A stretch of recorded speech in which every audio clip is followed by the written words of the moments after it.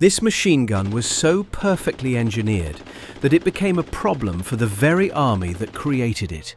The MG-34 didn't just introduce a new weapon, it introduced a completely new way of fighting. For the first time in history, a single machine gun could be adapted to perform almost every role on the battlefield. It could move with infantry as a light support weapon, deliver sustained fire from a tripod like a heavy machine gun, be mounted inside tanks, or even turn toward the sky against aircraft. What German engineers had built in the early 1930s was not just a firearm, but the world's first true general-purpose machine gun. The concept alone was revolutionary. Instead of designing multiple specialized weapons, they wanted one system that could do it all. That challenge forced them to pursue a level of mechanical precision rarely seen in military equipment. At its core, the MG-34 used a short recoil-operated action with a rotating bolt, a system that allowed it to fire fast while remaining remarkably smooth.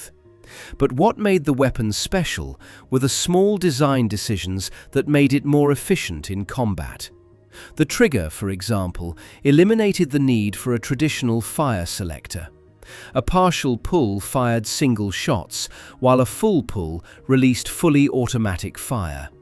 It was intuitive, fast, and one less external control that could fail under stress. The barrel change system was even more impressive. Earlier machine guns often required complicated disassembly before a glowing hot barrel could be replaced.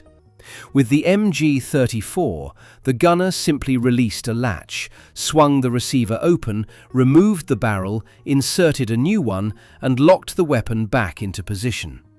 In trained hands, the entire process took only seconds, a critical advantage in sustained firefights. All of this precision came from the way the weapon was manufactured.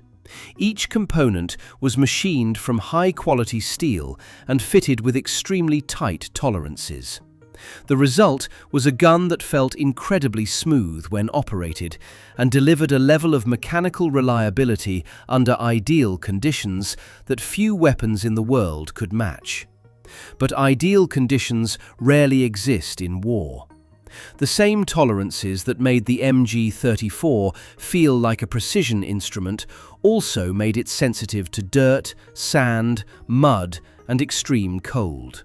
On training grounds and in controlled environments, it performed flawlessly. On the Eastern Front or in the North African desert, it could become temperamental. And there was another problem: time. Building one MG-34 required an enormous amount of skilled labor and raw material. In a short, fast campaign, this might have been acceptable.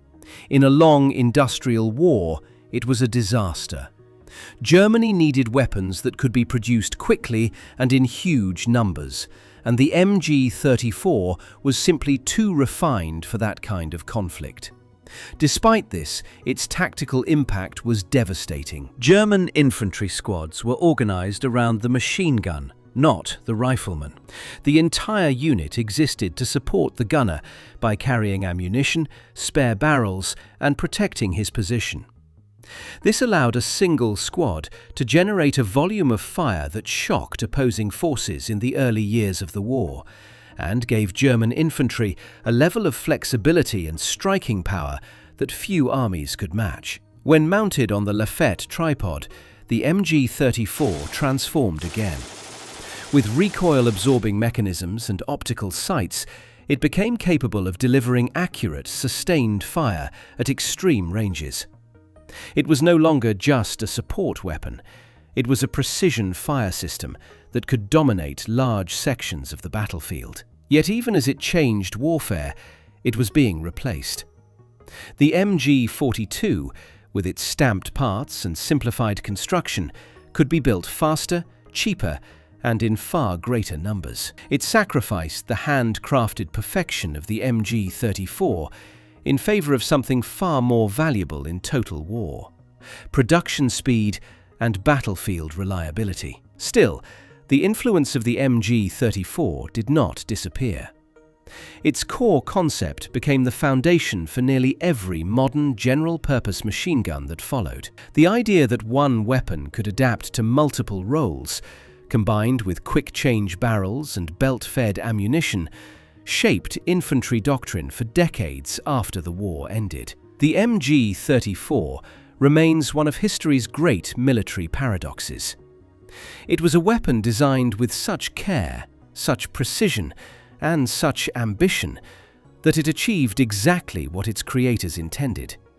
It was versatile, powerful, and mechanically brilliant. But war is not fought in workshops. On real battlefields, where mud, cold, and mass production decide outcomes, being perfect is often less important than being available. In the end, the MG-34 proved that a weapon can be too advanced for the kind of war it is meant to fight. It set the standard for the future, reshaped infantry tactics, and influenced machine gun design for generations.